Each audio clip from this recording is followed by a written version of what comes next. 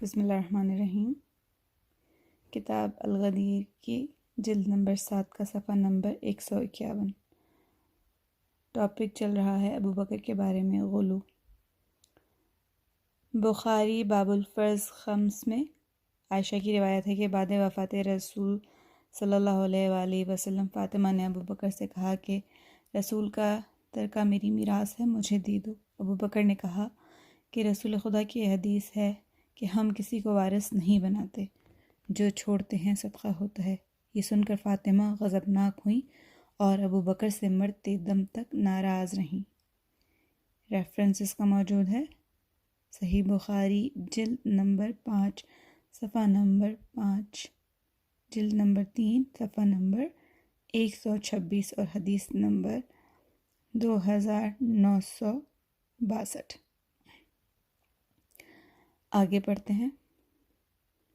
بخاری میں غزوات کے باب میں ہے کہ پھر 6 مہینے تک فاطمہ زہرا رہیں۔ جب وفات ہوئی تو ان کے شوہر علی نے راتوں رات غسل و کفن کے بعد سپرد لحد کر دیا اور ابو بکر کو خبر نہ کی۔ تاریخ ابن کثیر میں ہے کہ فاطمہ نے مرتے دم تک ابو بکر کو دشمن رکھا۔ اس کا ریفرنس موجود ہے البدایہ والنہایہ جلد نمبر 5 صفحہ نمبر 285۔ آگے پڑھتے ہیں۔ آپ نے وصیت کی تھی کہ مجھے رات میں ہی دفن کیا جائے، ان کے جنازے میں کوئی شریک نہ ہو اور ابو بکر میری نماز جنازہ نہ پڑھائیں، اس لیے رات میں دفن کیا گیا اور ابو بکر کو خبر نہ کی گئی۔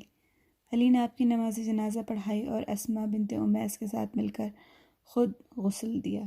اس بات کا ریفرنس طبقات ابن سعد جلد نمبر 8 صفحہ نمبر 30 میں موجود ہے۔ اس کے علاوہ رسائل الجاہز صفحہ نمبر 300 پر موجود ہے۔ حلیۃ الاولیاء جلد نمبر 2 صفحہ نمبر 43 پر، المستدرک اس میں جلد نمبر 3 کے صفحہ نمبر 163 پر موجود ہے۔ آگے پڑھتے ہیں۔ سیرہ حلبیہ میں بحوالہ واقدی درج ہے کہ ہمارے نزدیک ثابت ہے کہ حضرت علی کرم اللہ وجہہ نے رات میں آپ کو دفن کیا اور نماز جنازہ میں آپ کے ساتھ صرف عباس اور فضل شریک تھے، کسی کو خبر نہ کی گئی تھی۔ اس بات کا ریفرنس کتاب کا نام ہے السیرۃ الحلیہ جلد نمبر جلد نمبر 3 صفحہ نمبر 390۔ ابن حجر اصابہ میں لکھتے ہیں کہ فاطمہ کے جنازے کی نماز ابو بکر نے پڑھی۔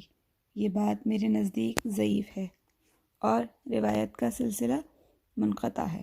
بعض متروک افراد نے مالک سے اور اس نے جعفر سے نقل کی ہے اور اس بات کو بغیر سمجھے بوجھے دارقطنی ابن عدی نے لکھ مارا ہے، حالانکہ بخاری میں عائشہ سے روایت ہے کہ فاطمہ کی وفات ہوئی تو آپ کے شوہر علی نے رات میں دفن کیا اور ابو بکر کو خبر نہ کی، نہ انہیں جنازے میں شریک کیا۔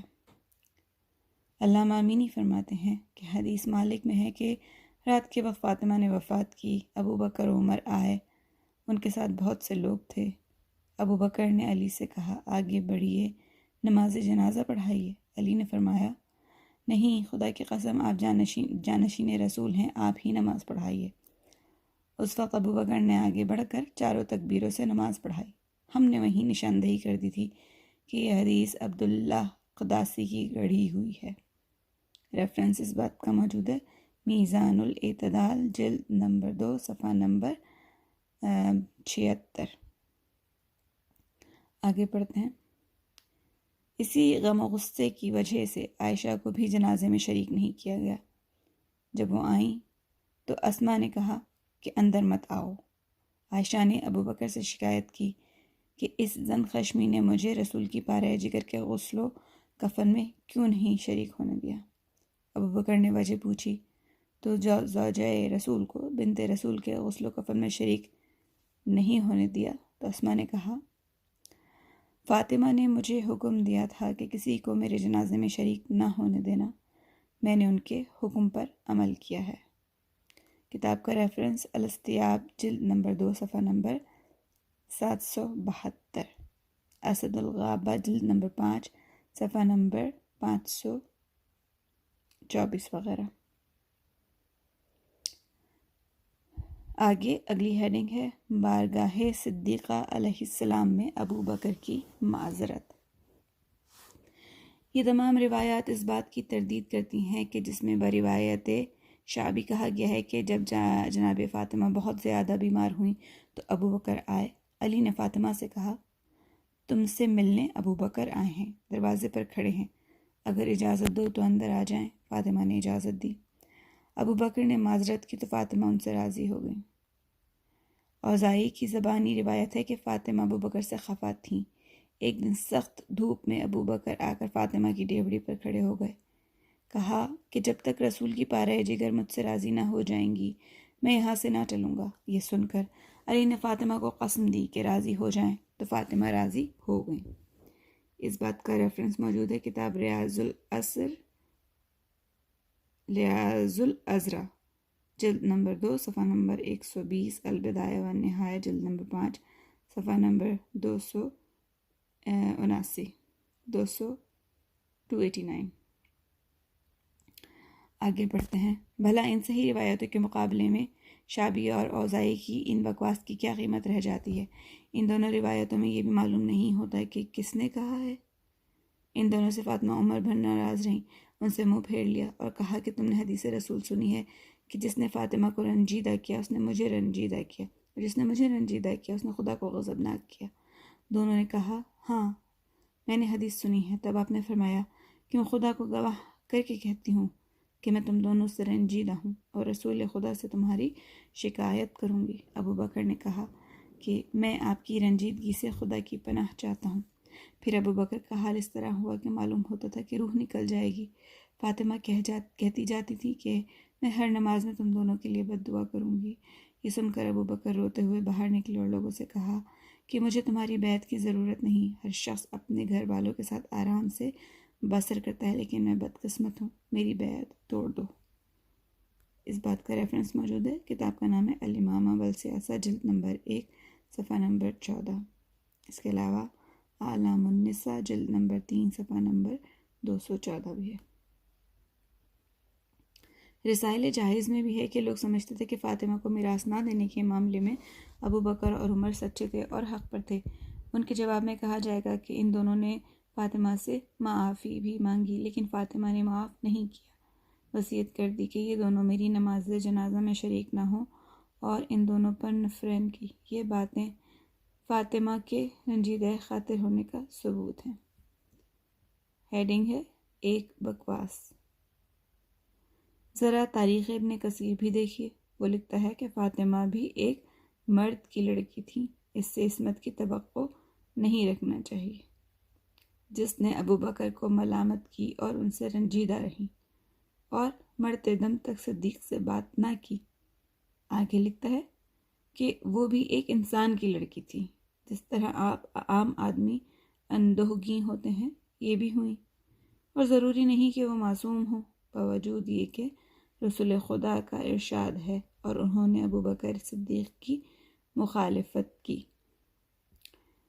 اس بکواس پر کیا تبصرہ کیا جائے جو صریحی طور سے ایسی ذات کی شان میں گستاخی کر رہا ہے جس کے باپ، شوہر اور بچوں کے ساتھ خود اس مقدرہ عصمت کی شان میں بھی آیہ تطہیر نازل ہوئی، جس کے لیے رسول خدا کا ارشاد ہے کہ فاطمہ میری پارہ جگر ہے، جس نے اسے رنجیدہ کیا اس نے مجھے رنجیدہ کیا۔ یا یہ روایت کہ جس نے اسے اذیت دی اس نے مجھے اذیت دی، یا یہ روایت کہ فاطمہ میری ایک شاخ ہے، فاطمہ میرے گوشت کا لوتھڑا ہے، فاطمہ کی اذیت رسول کی اذیت۔ ان متذکر حدیثوں کو جس کے اختلافی الفاظ کی تعداد 10 سے زیادہ ہے، اکثر سنن و مسانید میں معتبر ترین اور مشاہیر علماء نے نقل کیا ہے۔ نیچے ان سب کے نام دیے گئے ہیں جو تقریباً 28 بلکہ اس سے بھی زیادہ ہیں۔ ان تمام دانشوروں نے بغیر کسی قید کے مطلق طور سے لکھا ہے کہ فاطمہ کی رضا رسول کی رضا ہے۔ چنانچہ قسطلانی و حمزاوی کے اس سلسلے میں فاطمہ بالکل رسول خدا کی طرح ہے۔ اس سے یہ بھی ثابت ہوتا ہے کہ فاطمہ اسی سے خوشنود ہوتی ہیں جس سے خدا راضی ہوتا ہے، اور وہ اس سے رنجیدہ ہوتی ہیں جس سے خدا رنجیدہ ہوتا ہے۔ اس سے ثابت ہوتا ہے کہ فاطمہ کی خوشنودی حاصل کرنا مستحبات میں سے ہے اور ان کو رنجیدہ کرنا مکروہ ہے۔ اس لیے فاطمہ کی رضا اور غضب میں خود ان کی اپنی حوث و غرض کا کوئی دخل نہیں ہے، اور یہی مفہوم ہے عصمت کا جسے ابن کثیر جیسا کم فہم نہیں سمجھ سکا۔ ہیڈنگ ہے غلو کی باتیں واہی کہانیاں۔ اس مختصر بحث میں خلیفہ کی نفسیاتی اور اخلاقی برتری کا کچا چٹا پیش کیا گیا، اگرچہ تمام کا احاطہ نہیں کیا گیا ہے، لیکن اس سے خلیفہ کی اوقات ضرور معلوم ہو جاتی ہے۔ اس بحث سے غلو اور مذمت کا درمیانی معیار معلوم ہو جاتا ہے۔ اب کچھ غلو فاحش کے نمونے بھی ملاحظہ فرمائیے۔ ہیڈنگ: سورج کی رہٹ۔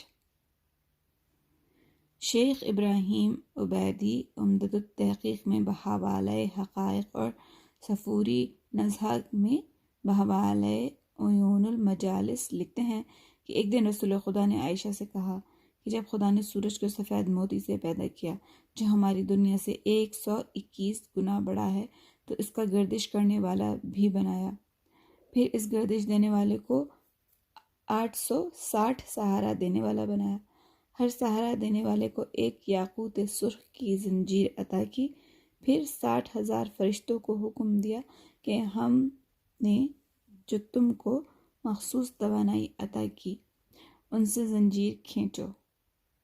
خورشید آسمان پر مثل گنبد گھومتا ہے اور اس کی زیبائی دنیا والے دیکھتے ہیں۔ روزانہ خط استوا پر جہاں کعبہ ہے رک جاتا ہے اور فرشتوں سے کہتا ہے کہ مجھے پروردگار سے شرم آتی ہے کہ مومنوں کے قبلے سے گزر جاؤں۔ فرشتے اپنی بھرپور طاقت سے کھینچتے ہیں تاکہ فراز کعبہ سے گزر جائیں، لیکن وہ گزر نہیں پاتے۔ فرشتے عاجز ہو جاتے ہیں۔ خداوند عالم ان پر وحی کرتا ہے کہ اس خورشید کے چہرے پر جو نام نقش ہے اس کی برکت سے کھینچو۔ جب یہ سنتا ہے تو سورج اپنی جگہ سے حرکت کرتا ہے۔ عائشہ نے پوچھا کہ اس کی پیشانی پر کس کا نام لکھا ہے؟ رسول نے فرمایا، اے عائشہ، اس پر ابو بکر صدیق کا نام لکھا ہے۔ خدا نے دنیا خلق کرنے سے پہلے اپنے علم قدیم سے ہوا خلق کی، پھر آسمان خلق کیا، پھر پانی پر سمندر بنایا، پھر سورج کو گردش دینے والا بنایا جو دنیا کو روشن کرتا ہے۔ یہ سورج سرکشی کر بیٹھتا ہے فرشتوں سے جب وہ خط استوا پر آتا ہے۔ خدا نے آخری زمانے کے نبی کو تمام انبیاء پر فضیلت دی جو کہ تمہارا شوہر ہے، اے عائشہ، اور سورج پر تمہارے باپ کا نام نقش ہے جو اس نبی کا وزیر ہے، یعنی ابو بکر صدیق۔ اور جب فرشتے سورج کو اس کی سوگند دیتے ہیں تو وہ حرکت کرنے لگتا ہے اور قدرت خدا سے اپنی معمولی گردش پر آ جاتا ہے۔ اسی طرح جب ہماری گناہ گار امت دوزخ سے گزرے گی اور آگ چاہے گی کہ مومن کو پکڑ لے، تو جب امت زبان پر ان کا نام جاری کر دے گی تو جہنم کی آگ منہ پھیر کر بھاگے گی اور دوسرے کو تلاش کرنے لگے گی۔ تبصرہ امینی۔ مجھے سخت حیرت ہے کہ قدیم و جدید علماء ہیئت نے اس گردش دینے والے کو اب تک تلاش کیوں نہ کیا۔ علماء تو کہتے ہیں کہ زمین سورج کے گرد چکر لگا رہی ہے۔ اس روایت سے بھی یہ پتہ چلتا ہے کہ سورج کو پیدا کر کے خدا نے اس میں حرارت نہیں پیدا کی تھی۔ تعجب ہے کہ فرشتے اس حرارت کے بعد میں بھی استفادہ نہیں کرتے۔ پھر یہ کہ سورج تو ارادہ خداوندی کا پابند ہے، وہ اس کے حکم سے اپنے مدار پر مسلسل گردش کر رہا ہے۔ یہ تمرد اور سرکشی اس کے اندر کہاں سے آ گئی کہ احترام کعبہ میں حکم خدا کا بھی خیال نہیں کرتا؟ لیکن وہ مرتبہ صدیق عارف کا ہے۔ قرآن کہتا ہے کہ والشمس تجری لمستقر لها ذلك تقدیر العزیز العلیم للشمس ينبغي لها ان تدرك القمر واللیل سابق النہار وکل فی فلک یسبحون۔ لیکن روایت کہتی ہے کہ سورج روزانہ حکم خدا سے سرتابی کر کے اینٹ جاتا ہے اور اسے صدیق کا واسطہ دینا پڑتا ہے، روزانہ ایک ہی جگہ رک جاتا ہے، خدا کو الہام کرنا پڑتا ہے، روزانہ اسے قسم دینی پڑتی ہے۔ اگر اسناد بھی بیان کیے گئے ہوتے تو اس روایت کی اوقات معلوم کی جاتی۔ احمقانہ عقیدت فضائل گڑھنے میں عقل کو بھی پھلانگ جاتی ہے۔ اگلی ہیڈنگ ہے ریش ابو بکر سے توسل۔ یافعی روز الریاحین میں ابو بکر کا بیان نقل کرتے ہیں کہ ہم مسجد میں بیٹھے تھے کہ اتنے میں ایک اندھا آیا اور ہمیں سلام کر کے رسول کی بارگاہ میں بیٹھ گیا اور کہنے لگا، کون محبت رسول میں میری حاجت پوری کرے گا؟ ابو بکر نے کہا، بڑے میاں تمہاری حاجت کیا ہے؟ تو کہا کہ میرے بال بچے ہیں اور ان کے گزر بسر کا انتظام نہیں ہے، اگر کوئی محبت نبی میں کچھ دے تو لے جا کر دے دوں۔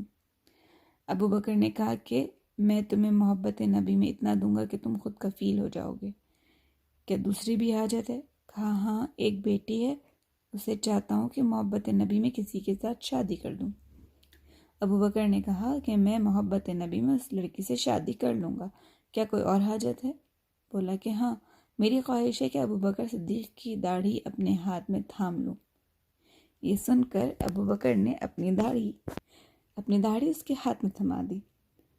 اس اندھے نے ہاتھ میں لے کر دعا کی، خدایا تجھے حرمت ریش ابو بکر کا واسطہ میری بینائی واپس کر دے۔ دعا کرتے ہی اس کی بینائی واپس آ گئی۔ جبرائیل رسول خدا پر نازل ہوئے اور کہا، اے محمد، خدا تمہیں سلام کرتا ہے اور تحیت و اکرام کے بعد فرماتا ہے کہ مجھے اپنی عزت و جلال کی قسم، اگر تمام اندھے ریش ابو بکر کا واسطہ دے کر مجھ سے دعا مانگے تو میں ان کی بینائی واپس کر دوں گا، پھر روئے زمین پر ایک بھی اندھا باقی نہ رہے گا، اور یہ سب کچھ تمہاری قدر و منزلت اور بلندی شان کی وجہ سے ہے۔ تبصرہ علامہ امینی۔ یہ آنکھ کے اندھے نہیں، دل کے اندھے ہیں جنہوں نے ریش ابو بکر کو رسول کی داڑھی سے بڑھا دیا ہے، جبکہ رسول ان سے عمر میں بھی بڑے تھے۔ اب اس کے بعد سنوی میں اندھے کیوں ہوتے ہیں؟ کیا انہیں ریش ابو بکر کی معرفت نہیں ہے؟ حیرت ہے کہ یافعی سے پہلے حفاظ اور ائمہ حدیث نے اسے نقل کیوں نہ کیا؟ کیا وہ اندھے حافظوں کو آنکھ نہیں دینا چاہتے تھے؟ ان کی عقلوں پر ماتم کرنے کو جی چاہتا ہے۔ ریش ابو بکر سے متعلق بہت سی خرافات منقول ہیں۔ ایک روایت میں ہے کہ جب رسول خدا جنت کے مشتاق ہوتے تھے تو ابو بکر کی داڑھی کا بوسہ لیتے تھے۔ اس روایت کو فیروز آبادی نے مشہور ترین وضعی حدیث کہا ہے۔ اس بات کا ریفرنس موجود ہے سفر السعادت جلد نمبر 2 صفحہ نمبر 211۔ اجلونی کی ایک روایت ہے کہ جنت میں 2 داڑیاں جائیں گی، ایک حضرت ابراہیم کی اور دوسرے حضرت ابو بکر کی۔ ریفرنس ہے اس کا المقاصد الحسنہ صفحہ نمبر 144 حدیث 228۔ پھر ابن حجر نے مقاصد میں لکھا ہے کہ جنت میں ابراہیم اور ابو بکر کی داڑھی ہونا صحیح نہیں ہے، یہ بات کسی مشہور کتاب میں نہیں۔ اگر بالفرض یہ روایت درست ہو تو ابراہیم کی اس لیے ہوگی کہ وہ مسلمانوں کے لیے بمنزلہ والد ہیں، کیونکہ قرآن میں ان کو مسلم کہا گیا ہے اور ملت کو ان کی اتباع کا حکم دیا گیا ہے، اور ابو بکر کی اس لیے ہوگی کہ وہ مسلمانوں کے دوسرے والد کی حیثیت رکھتے ہیں، کیونکہ انہوں نے اسلام کا دروازہ کھولا۔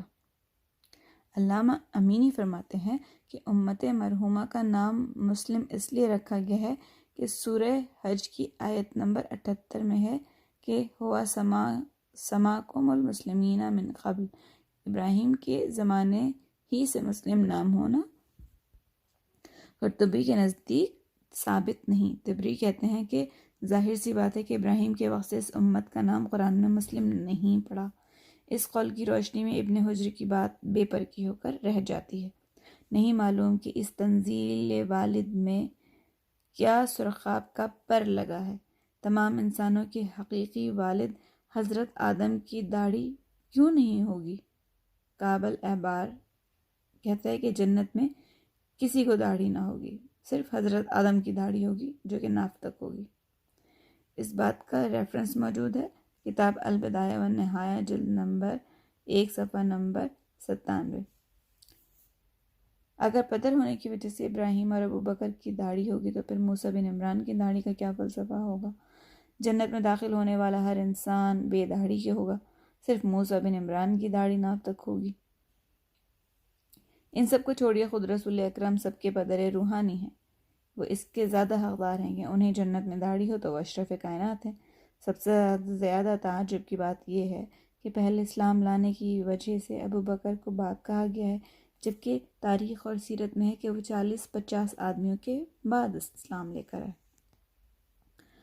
اگلی ہیڈنگ ہے ابو بکر اور جبرائیل کی گواہی۔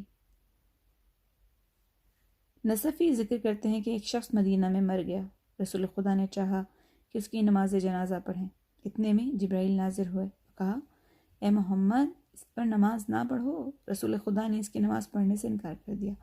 تھوڑی دیر میں ابو بکر آیا اور کہا یا رسول اللہ اس کی نماز پڑھیے، میں جانتا ہوں کہ یہ اچھا آدمی تھا۔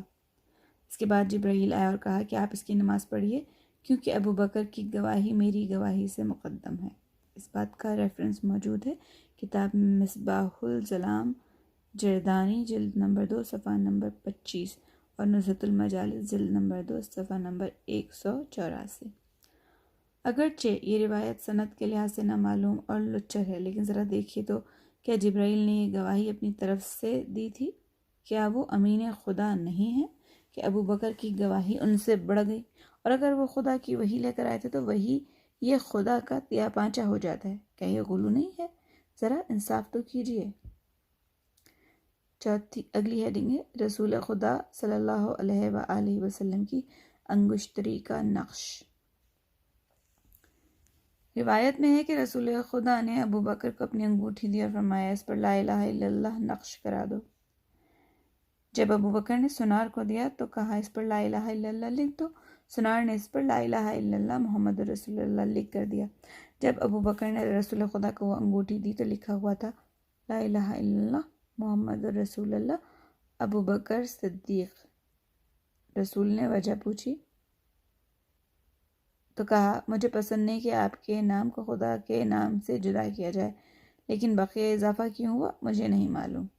اس وقت جبرائیل نازل ہوئے اور کہا کہ خدا فرماتا ہے کہ ابو بکر کا نام میں نے لکھا ہے، کیونکہ ان کو پسند نہ تھا کہ میرے اور تمہارے نام میں جدائی ہو، اس لیے میں نے بھی پسند نہ کیا کہ تمہارے اور ان کے نام میں جدائی ہو۔